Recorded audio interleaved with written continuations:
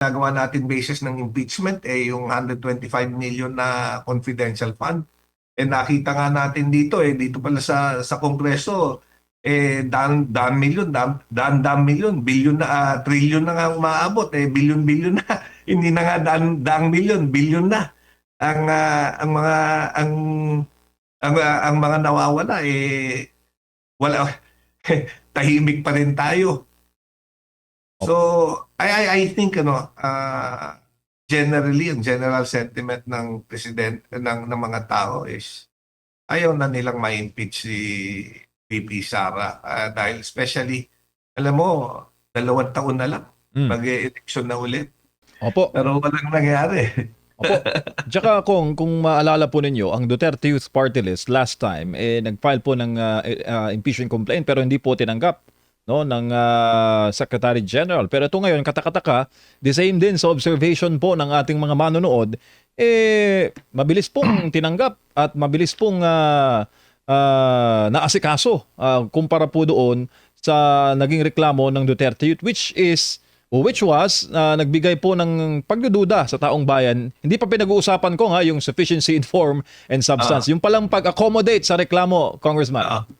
Well, ito naman MJ, yung pagtanggap naman, tinanggap pa lang yan, pero hindi pa umuusad. Pero I think whatever complaints would be filed, iba naman yung sitwasyon ngayon under the leadership of Speaker Bodji, di ba? Alam mo, nakita naman natin na parang ang mas gusto niya is to bring back the credibility of the House of Representatives. So I don't think na may mga haharangin na pagpa-file ng impeachment complaint. But of course, it's another thing kung uusad yan pagdating sa committee level. Opo, Kong, maiba lang ako ng paksa bilang kayo po ay meron ding karanasan sa knowledge sa usapin ng petrolyo. Sir, ano itong nangyayari ngayon sa Pilipinas? Yung trend, pataas po ng pataas ang presyo. Sa inyo pong pag-calculate, sir, ito ba yung trend na ito magpapatuloy sa 2026 dahil po rin sa mga gulo sa mga bansa na nag-export po ng langis? Well, oo. Unang-una, naalala mo dati, tumaas yung presyo ng langis dahil sa embargo na ginawa sa mga langis na nanggagaling sa Russia. Bagamat hindi umaangkat tayo galing sa Russia, yung mga ibang bansa na umaangkat galing sa Russia, napilitang umangkat galing naman dito sa Middle East kung saan tayo kumukuha. Now, with the heightened animosity among other countries, dahil kagaya sa Europa, di ba, nag-threaten si US President Donald Trump na kailangan ibigay raw sa kanila yung Greenland. Oo. So ngayon, siyempre, nagkakaroon ng reaction sa mga European Union o NATO members na bansa tungkol dito. So medyo, alam mo, yung mga shipping lanes ang naapektuhan yan Kasi pagka nagkakaroon ng banta na ganyan, tumataas yung insurance, tumataas yung freight cost. Tapos nun, dito pa, alam mo, ang dolyar, ang conversion rate ng peso to dollar, is at its lowest. Halos 60 pesos na. Binabayaran natin ng langis on a dollar basis So habang bumabagsak yung presyo ng peso at tumataas yung peso ng dolyar, may epekto sa presyo ng crudo yan. Opo, at lalo na ngayon, Kong, medyo mabigat-bigat this week yung price increase. And ano sa tingin niyo po, Kong, ang inyong pong suggestion para po paibsa naman itong problema natin sa patuloy pong pagtaas sa presyo ng langis? Well, alam mo, ang maipapayo lang natin talaga sa ating mga kababayan na magamit ng mga sasakyan is talagang planuhin yung mga biyahe na gagawin nila dahil hindi natin talaga mapigilan yung pagtaas ng presyo ng gasolina dahil dahil tayo net importer tayo ng fuel at nadidiktahan niya ng world market prices and very sensitive yan sa mga nangyayari sa mga iba't ibang bansa. Opo, good evening pala sa mga kababayan nating nanonood sa YouTube. Ito pong nagtatanong sa inyo kung si Lead Ann ng District 4 ng QC, kung pinapatanong po sa inyo kung ang inyo po bang mga constituents sa District 4 ay kontra sa impeachment na laban naman kay Vice President Sara Duterte. Ano po yung feedback sa inyo pong pag-iikot sa distrito, Kong? Alam mo, ang general feedback sa distrito ko, and I believe this is reflected not only in my district, pati sa mga ibang lugar. Ayaw naman nilang ma-impeach si VP Sara. And especially now, ako, sinasabi ko rin, openly, sinasabi ko sa mga kasamahan ko, ginagawa natin basis ng impeachment, yung 125 million na confidential fund.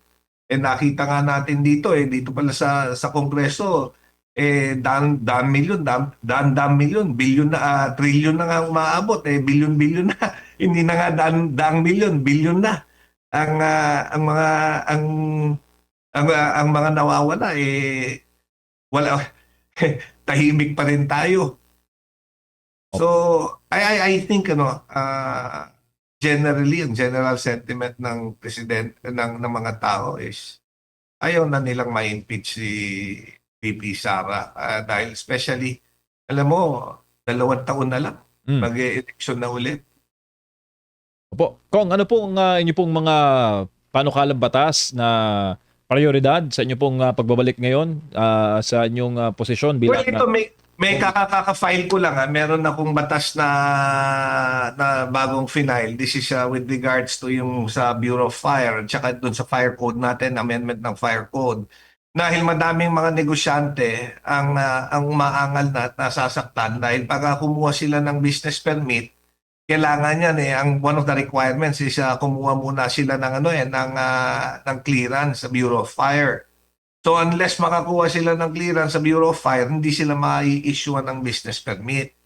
And hindi naman ganoon kabilis umakto ang Bureau of Fire at nakakapagbigay ng clearance. Kaya ang nangyayari, madaming mga naghahanap buhay, hindi sila ma-issuehan ng business permit. So, nag-file ako ng amendment para ihiwalay ito na hindi na gawing requirement sa issuance ng business permit yung clearance coming from the Bureau of Fire. Hindi naman natin isinasawalang bahala na yung clearance. Iyan ang ginagawa natin, kailangan pa rin kumuha ng clearance but it is no longer a necessary na kailangan meron muna noon bago ka ma-issue ng business permit. Meron din tayong meron din tayong mga ibang panukala na naka-file na hinihintay lang natin actually na-approvean na sa sa amin sa Kongreso yung institutionalization ng AIX dahil gusto natin matanggal na yung politika pagdating sa pamimili ng mga benepisyaryo binigay na ngayon na-approve natin sa Kamara de Representante yan, hinihintay na lang natin ma-approvean sa Senado dahil nakita naman natin yung nangyari. Dati, especially before the election, di ba? Nagamit lang yung ayuda para maging pamili ng boto tsaka allowance ng mga leader at pambayad sa mga botante, which is, that was not the purpose nung in-conceptualize yung AIX. Yung AIX para sa taong nangangailangan at dapat maibigay sa kanila. Kaya hindi nahahaluan ng politika. Dapat kahit sinong nangangailangan yan, mabigyan, hindi lang yung mga supporter. Opo, susundan po namin kung yung mga panukalang batas po na inyong ihahain. Ano po ang payo ninyo sa ating taong bayan? Lalo pat ang usapin ngayon ay usapin sa impeachment kontra kay PBBM, kay VP Sara Duterte. At ano po ang mensahe ninyo sa sambayan ng Pilipino, Kong? Alam mo, sa sambayan Pilipino, alam mo, ang korupsyon dito sa ating bansa, walang magtutuloy lang yan at lalong lalala lang yan kung papayagan natin na mangyari yan. Kung tayo hindi na alam mo, sabi ko kaninang umaga lang kausap ko yung mga daycare teachers doon sa aking distrito. Sabi ko sa kanila, alam mo, napaka-importante yung role nyo. Ang importante yung value formation. Simulan natin doon sa mga bata. Turo natin sa kanila yung pagmamahal sa bansa. Turuan natin sila na hindi dapat iniidolo yung mga taong yung ano, yung mga taong nagnanakaw, gumagawa ng pera, hindi porkit may pera sila dapat i-idolize sila, kailangan suriin din saan ba nanggaling yung pera, 'di ba? At saka hindi dapat hindi tayo sobrang mapagpatawad, 'di ba? Parang after a while, pagka may ibang issue na lumabas, nakakalimutan natin na yung ano, yung the issue that the issue that was at hand. Hanggang ngayon, nabanggit ko kanina yon, hanggang ngayon, wala pa rin nananagot dun sa mga katiwalian na nangyari. Dun sa mga ghost projects, hindi ko naman sinasabi lahat ng mga lumabas na budget napunta sa ghost project.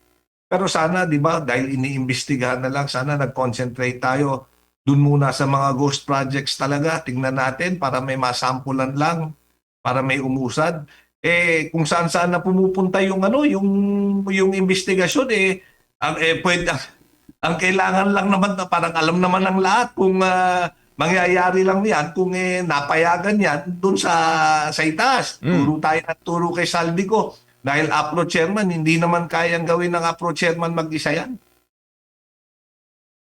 Opo. Lahat may alam na 'yan, kailangan may approval ng speaker 'yan bago mangyari. But wala nangyayari. Yung sa akin, I think the Filipino people deserves good governance naman. Nabanggit na ni Pangulong BBM, sabi nga niya, mahiya naman kayo. But hindi pwedeng hanggang doon na lang. Kailangan meron panagutin. Po, kaysa po niyo kami kong sa inyo pong frustrations, no? At sa inyo pong inuha para po sa bayan. Maraming salamat po, Kong, sa inyo pong panahon at dalaw po kami sa inyo soon, Kong. Thank you, MJ. Maraming salamat. Salamat.